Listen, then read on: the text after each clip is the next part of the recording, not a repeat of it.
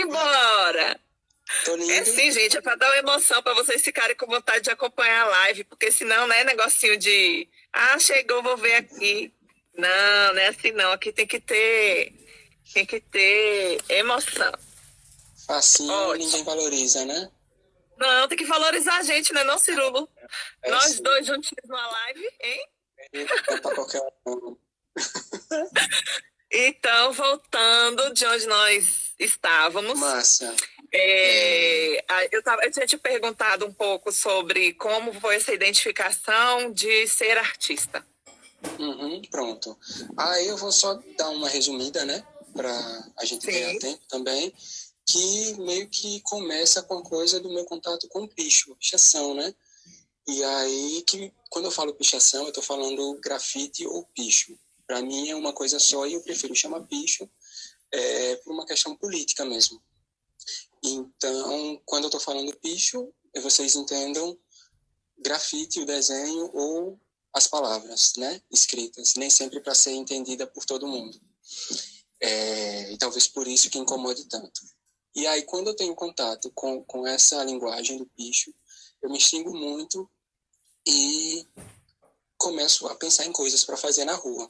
E inicialmente em desenhos. Só que é muito engraçado porque quando eu chegava na rua e sem prática nenhuma com spray, com a coisa de fazer mesmo em espaço aberto, eu ficava muito tempo assim.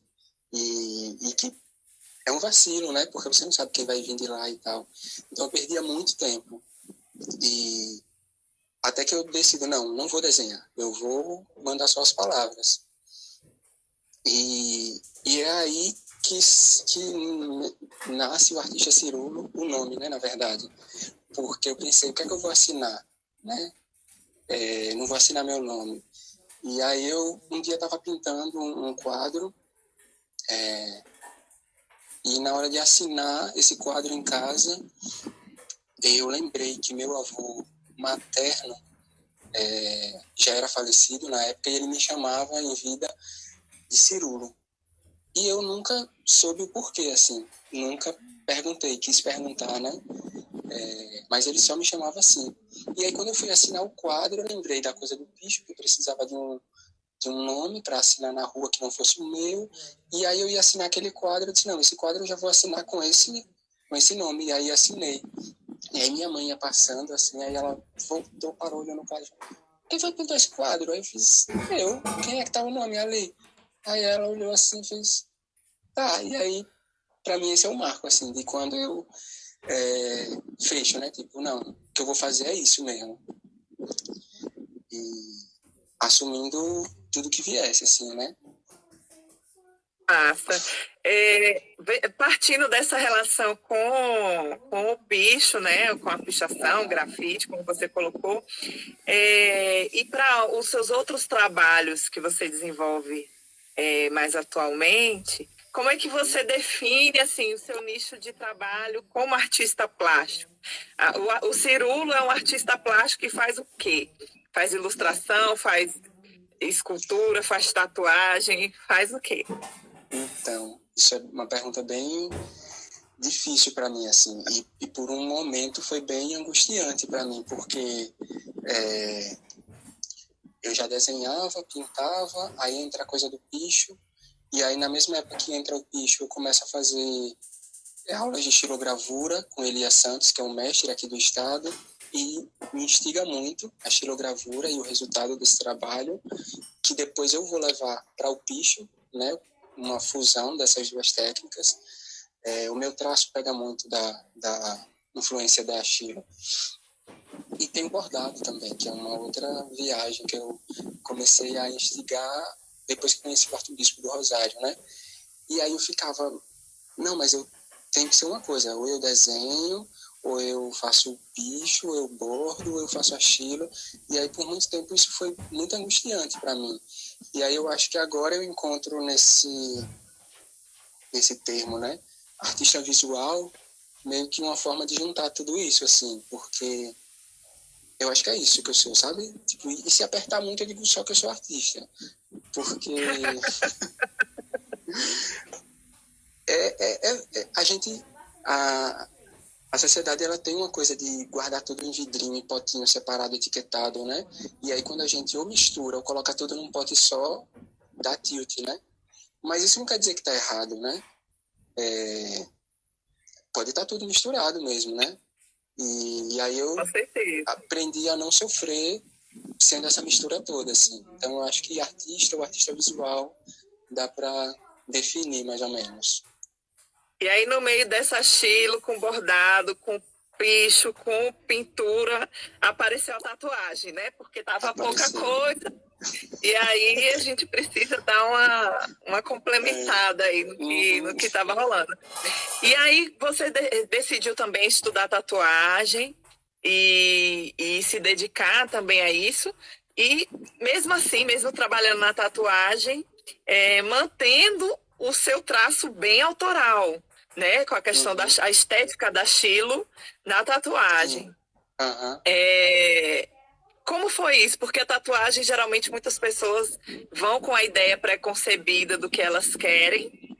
E eu percebo o seu trabalho como um trabalho bem autoral mesmo, né? Assim, não é uma coisa que a pessoa vai pensar assim, eu vi uma ilustração assim e eu quero que um tatuador replique no meu corpo isso. Como foi para você lidar com a questão da tatuagem e esse trabalho autoral? Então, quando, na verdade, vem muito da coisa, eu acho que um marco, assim, é a coisa da Chilo, né? Quando eu entro em contato com a Chilo, porque ela meio que, o meu traço antes de eu fazer Chilo era outra coisa, né? Eu buscava uma outra coisa e era muito incômodo para mim essa busca. Hoje eu continuo buscando, mas é confortável essa busca, né? Depois da Chilo.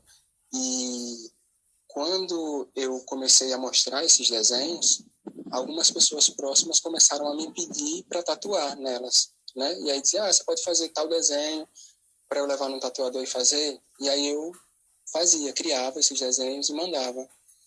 E assim começou, né? A coisa da tatuagem, feita por outros profissionais de desenhos meus. E tem uma tatuadora aqui do estado, Jess, não sei se ela está aí assistindo, que eu acho que é a figura que mais fez desenhos meus, assim,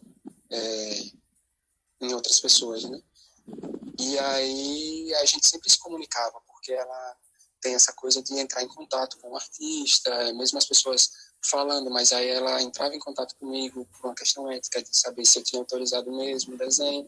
E aí a gente se conheceu assim primeiro, e era tanto que depois as pessoas me pediam indicação de tatuador e eu já mandava para ela, assim, você quer fazer um desenho meu? Vá procurar Jess.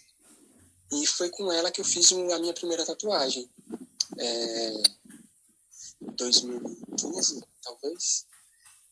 Tinha um desenho de Caribé que eu gostava muito. Na verdade, é uma obra dele, não é um desenho, que está lá no Museu Afro de Salvador, na Sala dos Orixás, que tem os orixás gigantes, assim, talhados na madeira e tal. E aí eu falei, um dia se eu fizer tatuagem vai ser uma dessas peças aí. E aí eu decidi que ia ser beige, né? E aí mandei para ela uma foto da obra. E aí ela recriou o desenho e foi fantástico, assim, o trabalho dela é maravilhoso. E aí a gente conversando enquanto ela fazia e tal, e aí ela falou, você nunca pensou em tatuar? E aí sei que nessa conversa eu comecei a ir no estúdio algumas vezes, conversar com ela e com o Mano, que é o dono do espaço, também é tatuador, e até que eles ficaram pilhando, né, a coisa de, de experimentar e tal, qualquer coisa colhe aqui com a gente, pra gente conversando. Aí eu fiz um trabalho e no final do mesmo ano, eu fiz a tatuagem em outubro, em dezembro, eu fiz um trabalho e fiz uma permuta para o cara me pagar em equipamento para tatuar. E assim eu comecei, né, a experimentar a coisa de riscar pele. Olha, aí você falou que a sua primeira tatuagem foi de bege, e aí eu ia perguntar o que veio primeiro para você, a sua relação com a arte ou a sua relação com o axé, com o candomblé e tal? Eu acho que a relação com a arte vem primeiro, mas ela é ressignificada depois que eu entro no axé, no candomblé, né?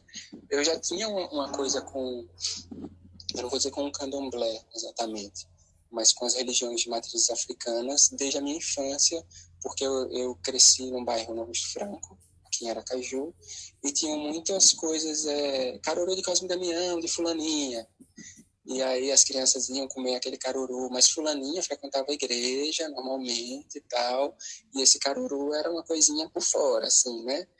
E sempre rolou muito isso. E eu ia, mas eu ia me cagando de medo. Cagando de medo, mas eu ia por causa da comida.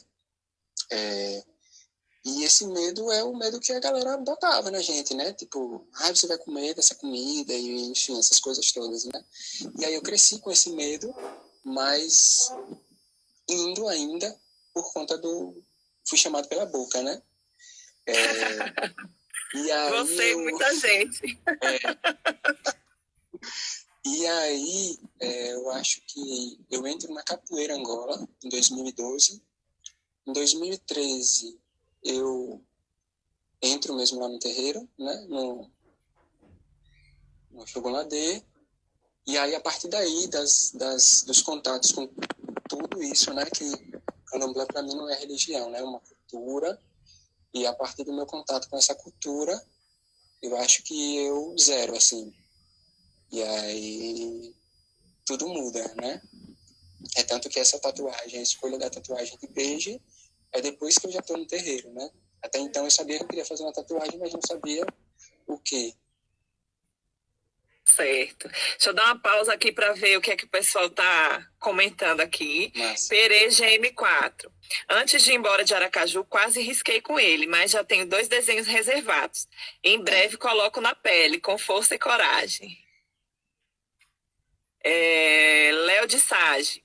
Eu tô aqui só arrumando coragem, mas quem vai me riscar primeiro é esse danado aí, ó. Tá cheio de gente aí na fila.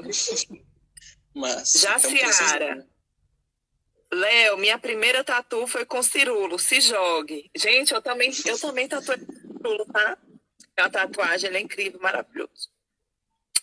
Deixa eu ver o que mais. Juliana, raio muito rainha, obrigada, irmã. João Brasil, muita gente querida. Raquel e Raquel. Vamos lá. Então, perguntei sobre essa questão do axé, porque eu acho que quem viu suas obras ou vê, inclusive quem ainda não conhece, o pessoal de Brasília que está acompanhando ainda não conhece a obra do Cirulo, já segue depois aí da live, @Cirulo, vão ver lá as obras dele, o trabalho dele, porque é realmente muito massa. E aí, falando sobre essa relação com o candomblé, arte e sagrado sempre foram coisas muito relacionadas em diversas tradições, em diversas religiões, no catolicismo, enfim, em vários... para não dizer todas, não posso dizer todas porque não sei de todas, mas, enfim, existe uma ligação entre o sagrado e a arte. E onde que fica nessa relação o talento, ou o dom, ou a inspiração? Onde, para você, como é que essa encruzilhada aí entre inspiração divina, dom, talento? É muito doido, porque é uma encruzilhada mesmo, como você falou. Eu acho que eu nunca tinha pensado nisso, mas é isso. Eu tenho um certo incômodozinho, mas talvez seja uma coisa só minha, com a coisa do dom. Porque me faz pensar que a arte é uma coisa só para um público seleto, sabe? E eu não gosto dessa ideia de que a arte é só para um grupo, né? Mas a coisa os outros pontos que você falou, né? Da inspiração divina e tudo. O candomblé, para mim, ele foi uma coisa que me pegou.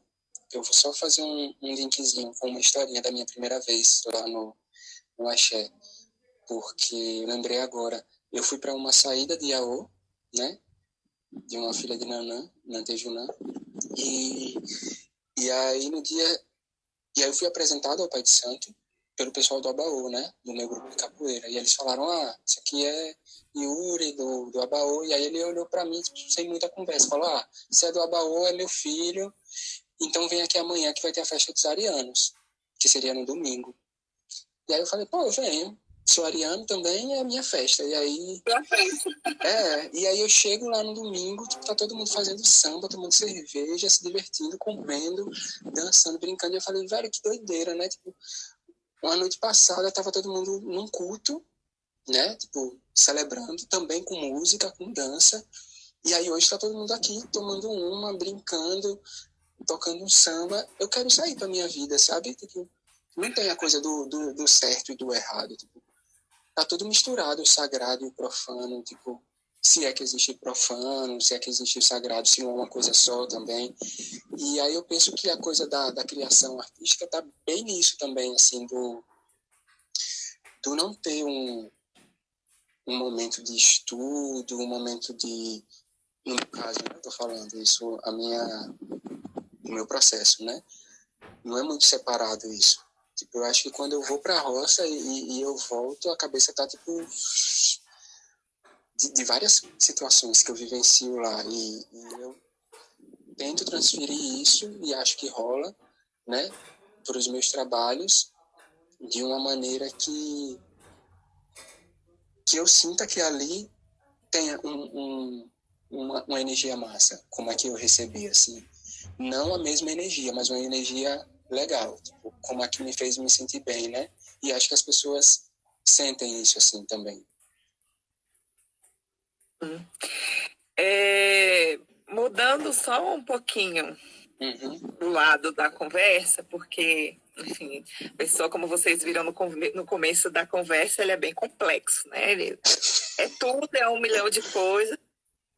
Então, eu queria que você falasse um pouco sobre, trazendo um pouco para esse lado da saúde mental. Saúde mental é uma expressão que está em alta, né? Todo mundo falando, todo mundo abordando.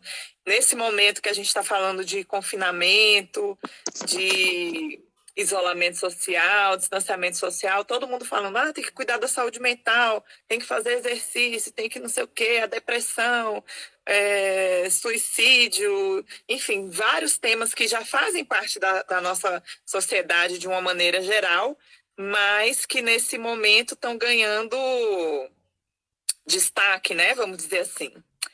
E aí, existe também muita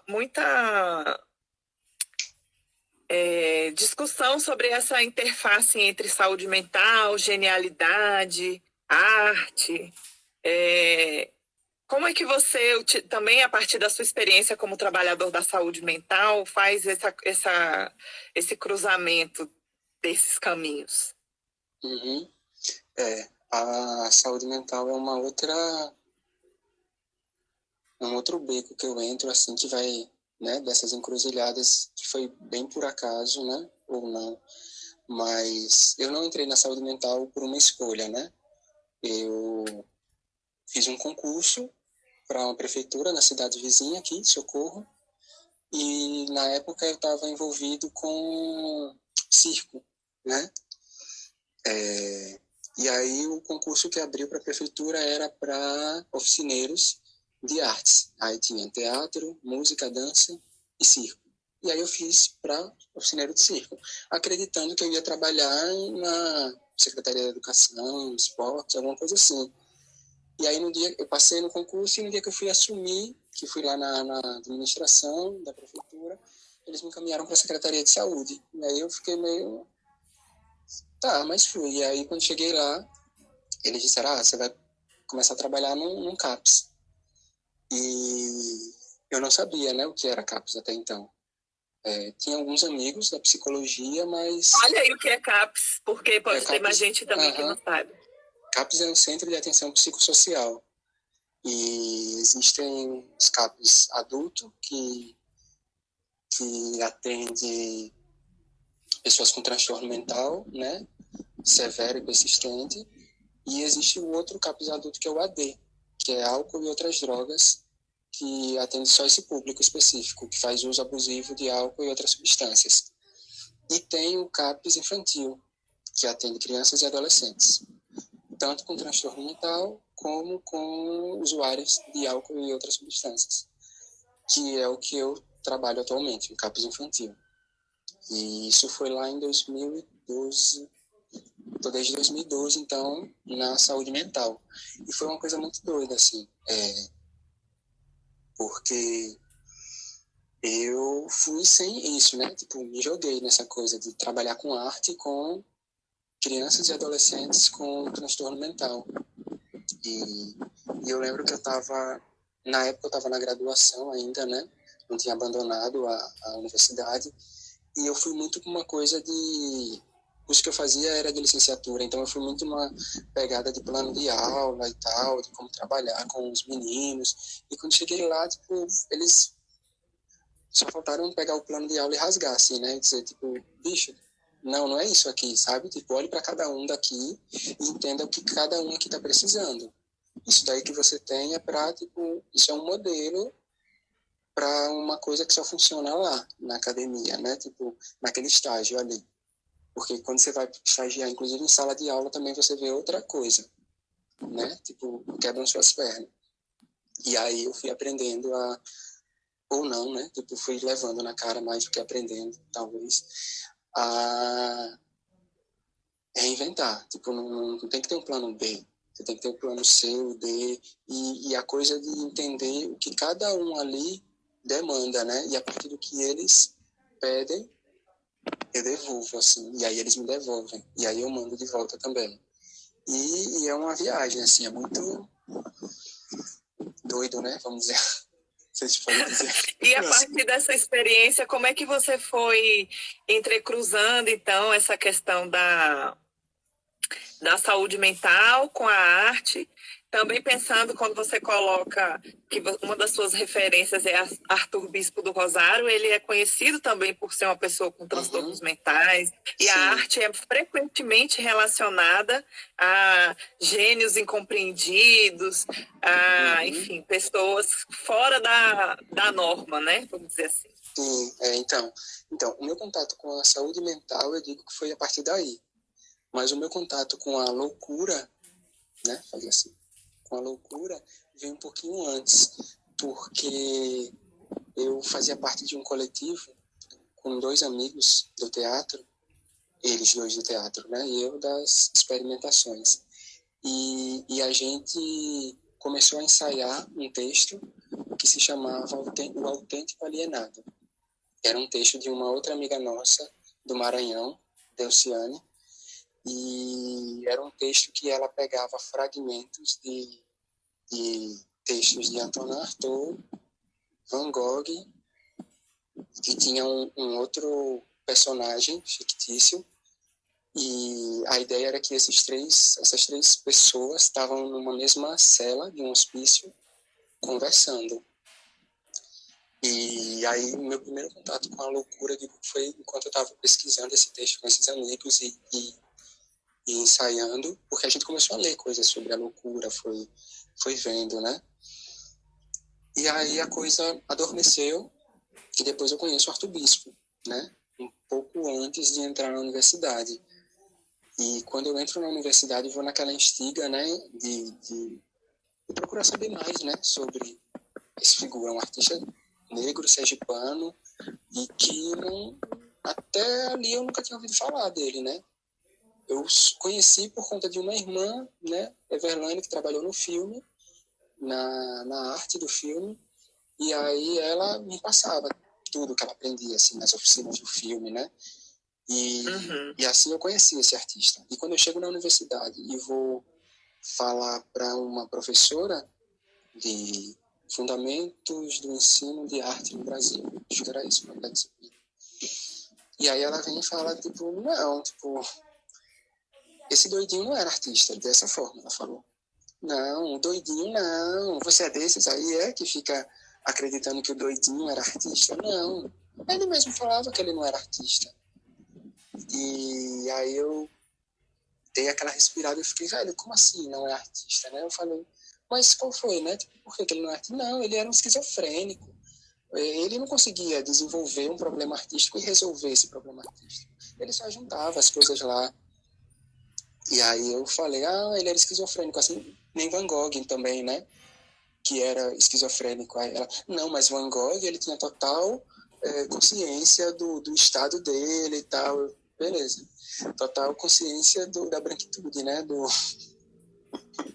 Pois Do é, né? europeu, né? É onde eu ia também chegar, porque o racismo ele também opera em diversos espaços também, no que é tanto na arte quanto em diversos outros setores, o que é considerado, e a arte com essa coisa do belo, né? Então, Uhum. o belo vem do negro, né? O belo é branco, Sim. é europeu, é essa outra estética.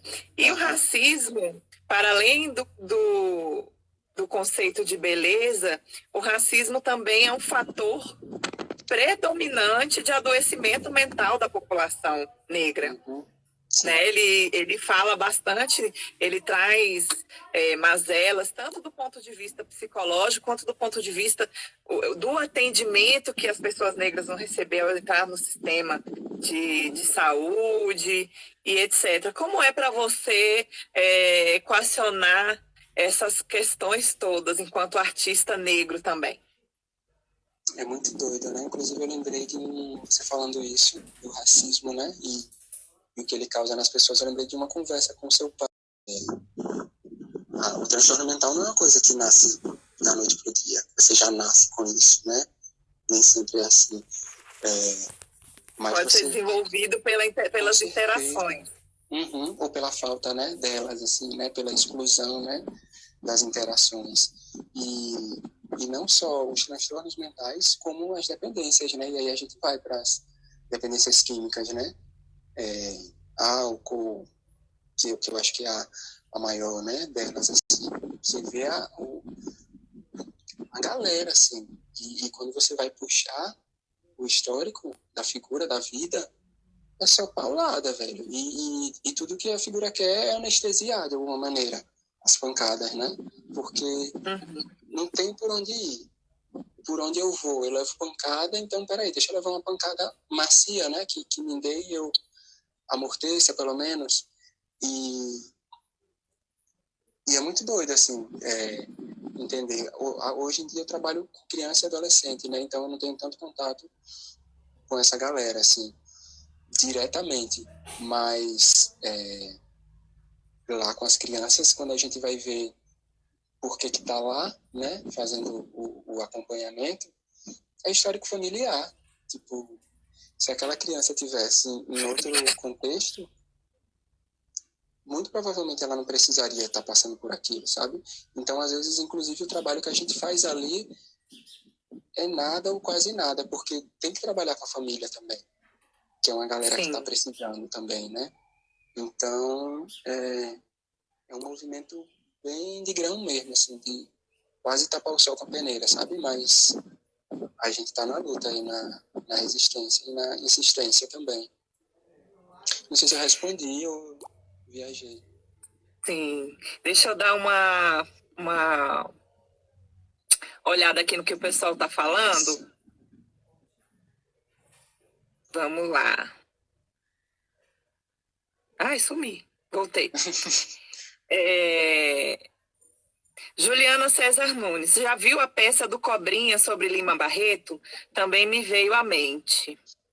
Lima Barreto é outra figura, injustiçado. E Cobrinha também é irmão do santo da gente. Família ótima.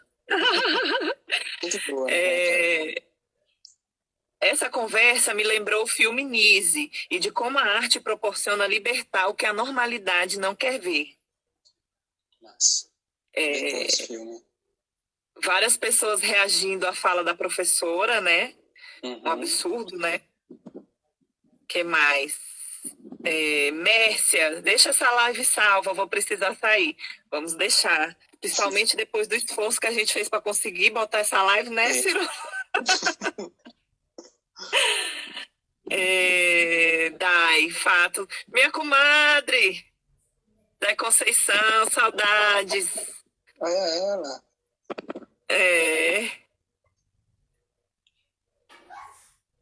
Certo.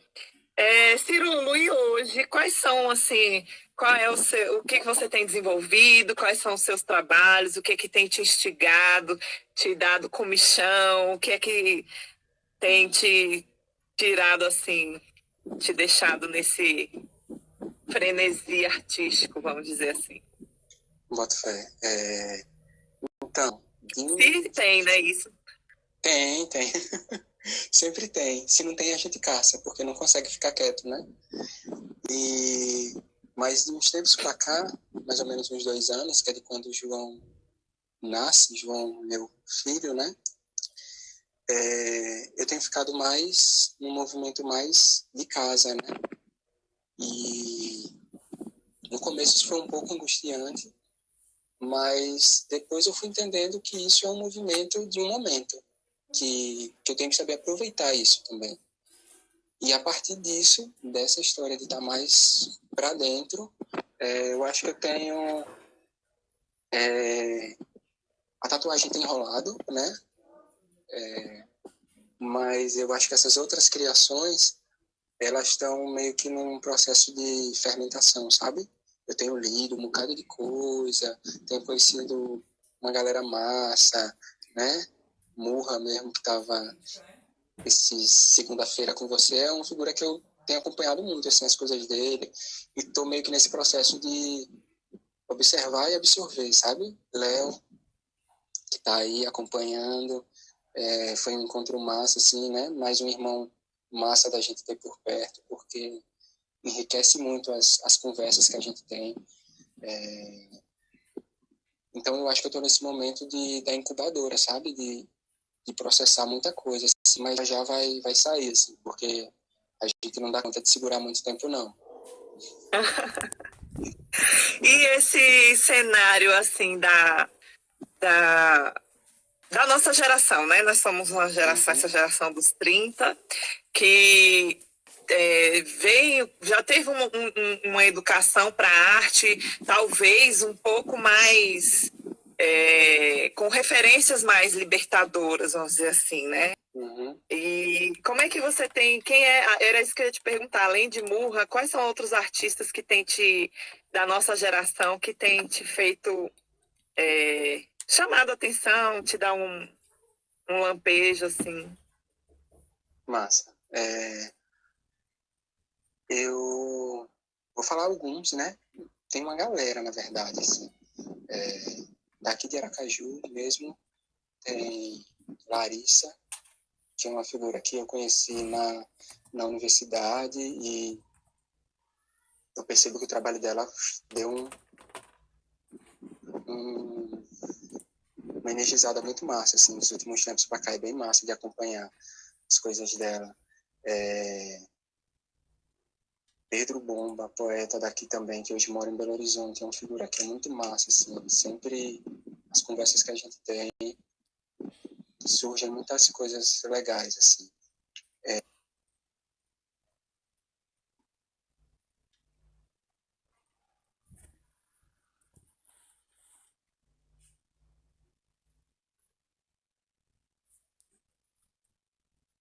Pode ser uma massa corrida, pode ser uma tinta que hoje está morando no México, né? Que é da performance, que é uma outra linguagem da arte que eu instigo muito, assim. E, inclusive, ele foi uma figura que veio com a performance para me apresentar e me mostrar coisas, né, que estavam sendo feitas. Aí, indo para a questão do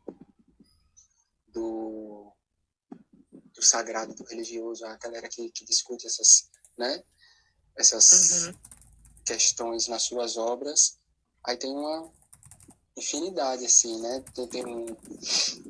Ai, como é o nome daquele menino? Breno Loser, que eu comecei a seguir um dia desse, assim, ele é daqui de Aracaju também, e tem umas ilustrações foda, assim, pra falar, né? Pode.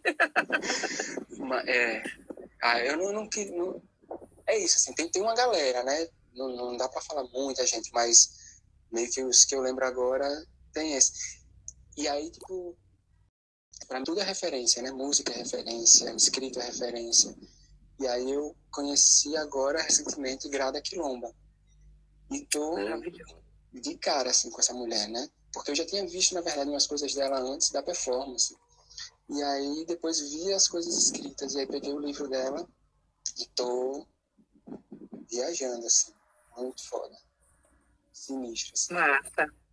Breno fez uma pergunta aqui, querendo saber como que a sua experiência no movimento punk, na cena punk hardcore de Aracaju, contribuiu nos seus trampos. Nunca tive a oportunidade de perguntar isso a ele.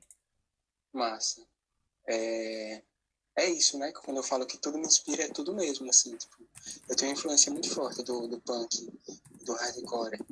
E eu acho que a arte punk, né? Quem quiser pesquisar depois aí, fanzines, colagem, xerox, me instiga muito, assim. Essa estética suja do punk, né? Na minha obra, isso tá muito, assim. Porque eu tenho um certo incômodo com o branco, né? Em partir do branco. Como é que eu vou iniciar essa obra? Sempre é um pânicozinho que me dá. Eita, e agora? Como é que eu vou começar? E eu começo sujando, geralmente, né? Poluindo, botando ruído. E esse ruído pode ser uma colagem, pode ser uma massa corrida, pode ser uma tinta que eu deixo cair, né? E eu acho que a influência do punk está meio que nisso, né? Tanto da música ruidosa, e como da arte impressa punk também. Eu acho que essa coisa do não muito simétrico, não muito alinhado, isso aí vem muito da arte punk. Joia. Uma outra coisa que eu sempre costumo perguntar para os meus amigos artistas, né? Eu tenho a sorte de conviver com muita gente artista na música, nas artes, enfim, nas artes plásticas, na dança. E a gente está vivendo um momento já há algum tempo principalmente depois desse governo que chegou, de desvalorização total da arte e até mesmo a criminalização do fazer artístico, do pensar artístico. Eu acho que do lugar de onde você falando a respeito do picho, já é uma coisa criminalizada, e aí agora isso vem se espalhando para outras expressões artísticas, né? Então, como ter na arte uma veia de expressão tão necessária para o artista, mas também para a sociedade, num momento como esse? É muito doido isso, porque, assim, tem um termo que a galera usa de arte marginal, né? Marginal, de estar à margem. E eu li um tempo desse que ninguém quer estar à margem, né? Então, pare de rotular, tipo, a gente como artista marginal. E eu me rotulei uma época como artista marginal. Depois que eu li isso, eu fiquei, pô, é mesmo, tipo, eu não quero estar nesse lugar, é porque me colocaram nesse lugar aqui, mas não quer dizer que eu tenho que ficar aqui. Eu tenho que estar onde eu quiser, sabe? Onde me der tesão. E, e aí eu acho que para os artistas marginais, esses que sempre estiveram à margem, a coisa não mudou muito, sabe? Nunca foi muito fácil para quem estava tentando fazer seu trampo e dar seus corre. A diferença é que agora meio